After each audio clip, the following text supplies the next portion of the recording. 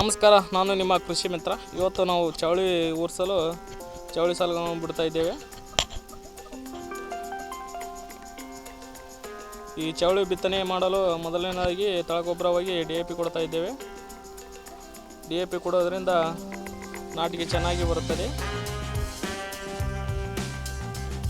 ಈ ತಳಗೊಬ್ಬರವನ್ನು ನಾವು ಶೆಡ್ಡಿ ಅಥವಾ ಬುಕ್ ಅಂತ ಕರಿತೇವೆ. ಅದರ ಮುಖಾಂತರ ನೇರವಾಗಿ ಸಾಲಿನ ಮುಖಾಂತರವಾಗಿ ಈ ಬೆಳೆಗೆ ಕೊಡಲಾಗುತ್ತದೆ.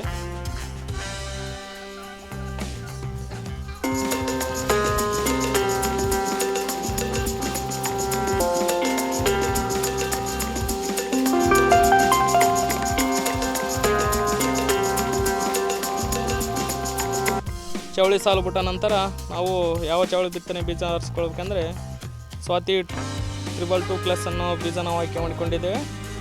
ಇದನ್ನು ಬೀಜ ಬಿತ್ತನೆ ಮಾಡೋದು ಹೇಗೆಂದರೆ, ಈ ಚವಳಿ ಉರಿಸೋದು ಹೇಗೆಂದರೆ, ಗೇಣಿನಿಂದ ಗೇಣಿಗೆ 5 ಬೀಜಗಳನ್ನು ಉರಿಸುತ್ತಾ ಹೋಗಬೇಕು. ನಾವು ಇವತ್ತು 3 kg ಚವಳಿ ಬೀಜನೇ ಉರಿಸ್ತಾ ಇದ್ದೇವೆ. ಒಂದು ಅರ್ಧ ಎಕರೆದಷ್ಟಿದೆ. ಇದಕ್ಕೆ 3 ರಿಂದ 4-5 ಲೇಬರ್ ಬೇಕಾಗುತ್ತದೆ ಬೀಜ ಉರಿಸಲು.